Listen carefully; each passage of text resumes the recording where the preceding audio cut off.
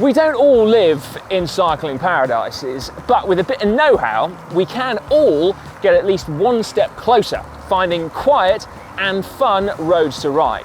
So in this video, we are going to talk route planning, how to use technology that's available to us now to find and then follow great new routes to ride. So if you're new to the sport and you're wondering how to escape busy roads, or you're just looking for some new roads to spice up familiar routes, hopefully this video will help.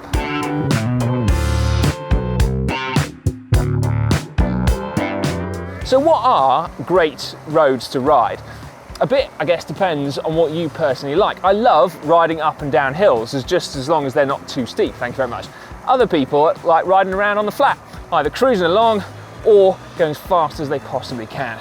So we'll leave those kind of route planning decisions up to you. However, what is universal among all cyclists is a love of quiet, safe and calm roads. Now, this isn't a well-worn phrase in cycling, but it should be. Don't ride where you drive. I'll say it again for effect. Don't ride where you drive. Or don't ride where you drive. Ding! Now, I see it a lot here where I live in the UK. I think people know a few key roads out of the city and into the countryside, and they know them because they drive them. And from the cocoon of your car, they can look really quite nice. Beautiful countryside, nice wide roads, fast moving traffic. I mean, what's not to like? Well, fast moving traffic for a start. These roads suck for cycling, and yet so often they are packed with bike riders. So instead, you need to find quieter back roads to ride on.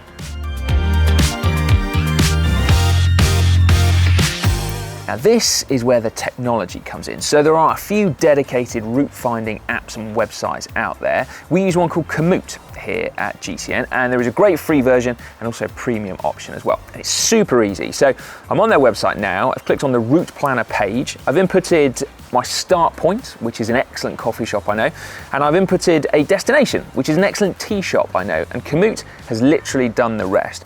I know from experience that these are roads that I would choose to ride, and Kamut's found them because it's got all sorts of various clever algorithms, data that it has access to, much of it gained from its own users, and also things on there called highlights, which have been left by public-spirited individuals directing me to some great things for cyclists. So in this case, brilliant lanes from Portbury to Clevedon. Now this, as you can see, is an out and back. Now I fancy a loop, so I'm going to add in another waypoint, in this case a highlight, nice bike path, which sounds great. And you can see, after a bit of thinking time, Kamut has literally created a loop for me.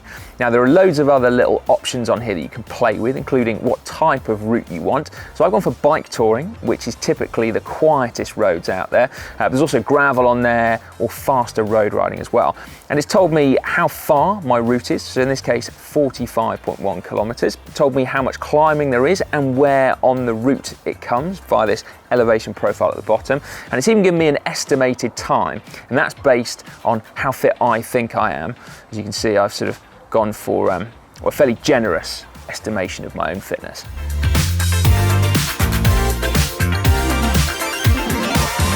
There are three ways you can then follow this route. The first one is the old school route, where you painstakingly write down turn by turn directions onto a piece of card that then gets wet and sweaty.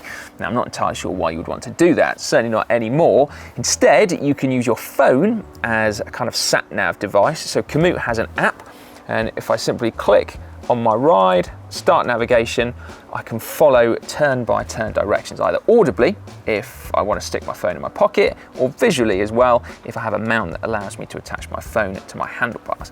Then the third technique is using a GPS bike computer like this one. So this is a Wahoo, and actually I can sync it up to my Kamut account, which means that at the push of a button I get my Kamut route onto here, and then I can follow it using it like a normal sat-nav. If you want to do a bit more research into your planned ride before you go, perhaps because you're traveling to there, so there's a little bit more riding on it, you've got more invested in it, then I thoroughly recommend checking out Google Street View. Now, I use this all of the time a lot of it because of filming, but actually it's super useful if you just want to get a bit of an idea about what the road looks like, even what the road surface is like, and also traffic conditions. Because you can be pretty sure that if the Google Street View car has caused a traffic jam, the average cyclist probably will as well. So that is a definite red flag. And it's obviously super easy to use. I don't really think I need to explain it. But anyway, here you go. You drag the little orange person up onto the road that you want to check out. In this case, Brilliant Lanes, Portbury to Clevedon. And this gives you an idea of my internet speed, by the way. Oh, there we go. Cracking. Ta-da! Brilliant Lane, Portbury to Clevedon. Actually, that does look good, doesn't it? Bonus. Lastly, local knowledge is an awesome resource just waiting to be taken advantage of. Whether it's done digitally on social media or actual real people, like walking into your local bike shop, for example, which is always a goldmine, or a local cycling club, even just random cyclists that you see out and about.